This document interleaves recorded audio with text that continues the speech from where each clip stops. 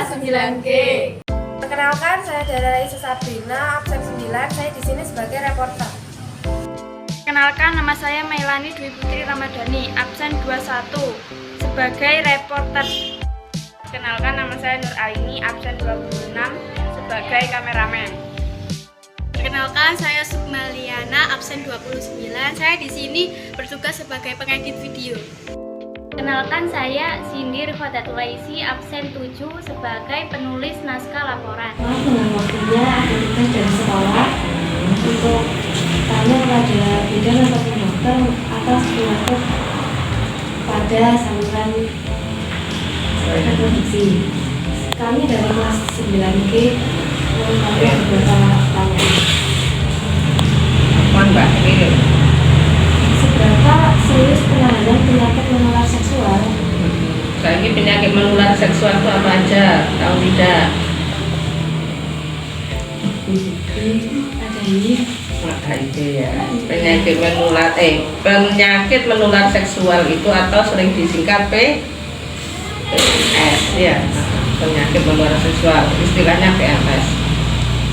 Jenengan harus tahu dulu apa itu PMS ya.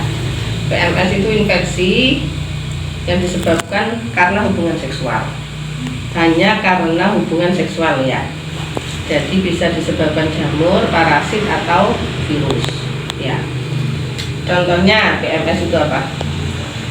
HIV, gonore atau GO, sifilis, dan penyakit kelamin lainnya.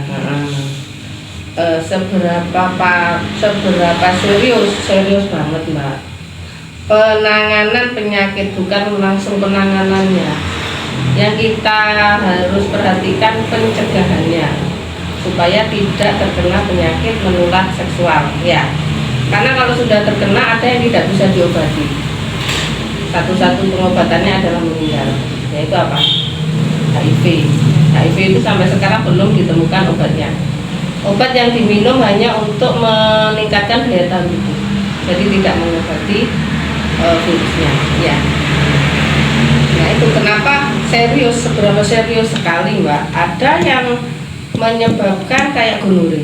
Gonore itu bisa menyebabkan kebutaan, namanya glonopinure. Jadi GO-nya, virusnya itu sudah masuk ke mata.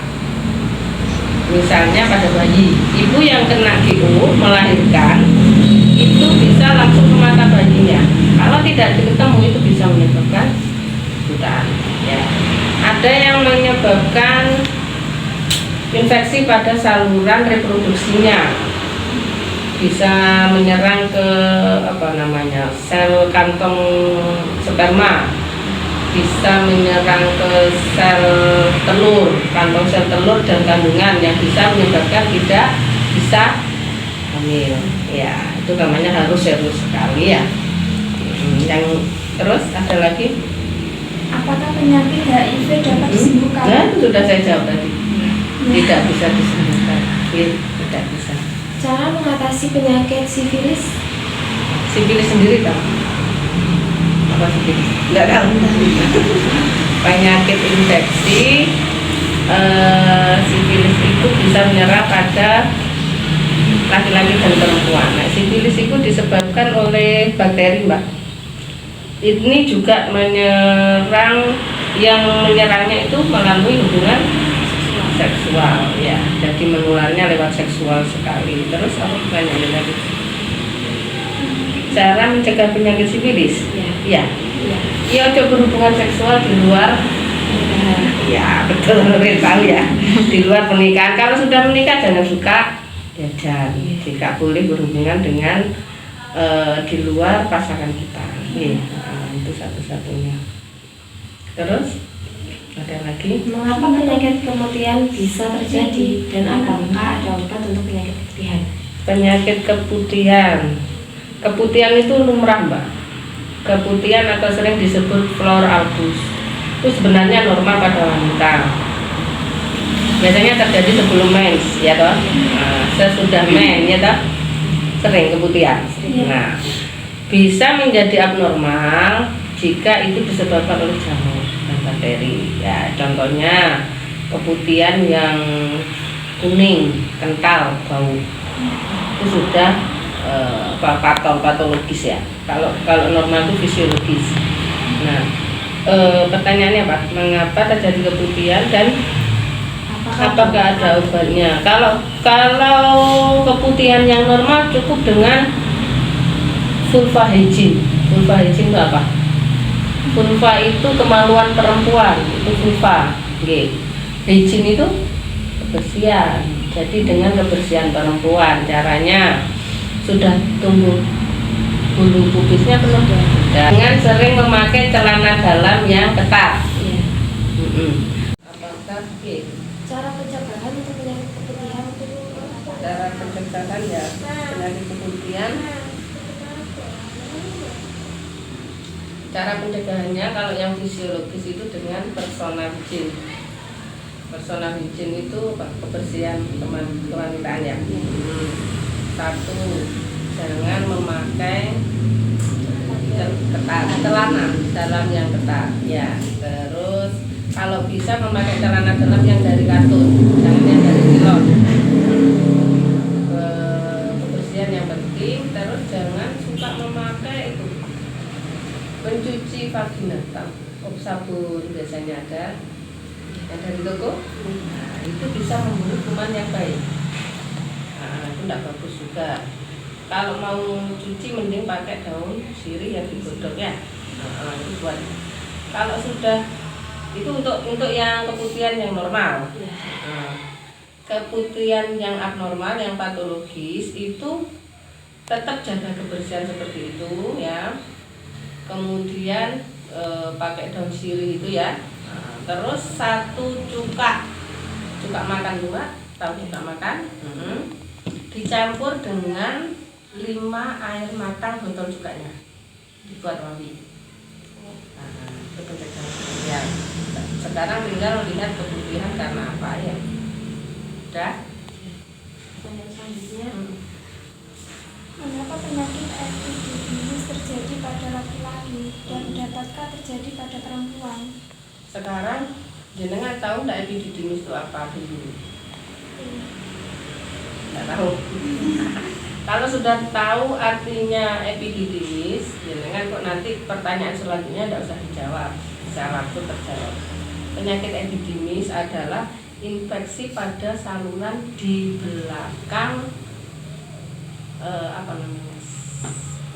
senggarai untuk tempatnya sperma testis. Jadi infeksi saluran di belakang testis yang menyimpan dan menyalurkan sperma. Mau itu ada sperma apa tidak? ya. Punya testis apa tidak? Testis itu ndok gitu. Kan ada penis toh? Terus ada telur buah, lah itu namanya testis. Itu yang menyimpan sperma di situ. Nah, itu salurannya itu yang terkena infeksi. Jadi epididymis ya. Nah, saluran pada sperma. Pertanyaan selanjutnya, apakah dapat terjadi pada wanita? Berarti terjadi berbisa atau tidak? Tidak bisa. Kenapa? Karena karena Testis ya. Terus sudah. Mengapa penyakit epididymis? Sama, ini karena kebersihan yang kurang sehingga ada infeksi yang masuk melalui penis ya. Akhirnya ini meradang pada saluran di belakang testis ya. Satu karena personal hygiene, dua karena hubungan seksual lagi. Karena ini termasuk hubungan menular seksual ya. Makanya intinya dari pertanyaan ini adalah satu, jangan melakukan hubungan seksual sebelum saatnya ya. Kedua, jangan melakukan hubungan seksual pada di luar pasangan kalau sudah menikah. Jangan berganti-ganti. Jangan sering melakukan hubungan seksual yang bukan pasangannya. Intinya hanya itu. Ini semua penyakit menular seksual itu saya menganggap itu penyakit hukuman Allah. Dulu ada sifilis, kemudian ditemukan obatnya.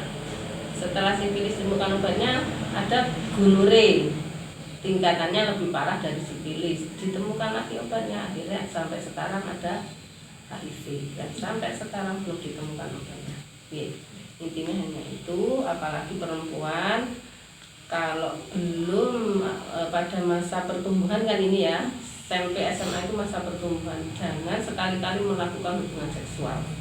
Gitu. Kenapa? Karena kalian masa pertumbuhan di dalam kandungan, ini kandungan, ini mulut rahim ya.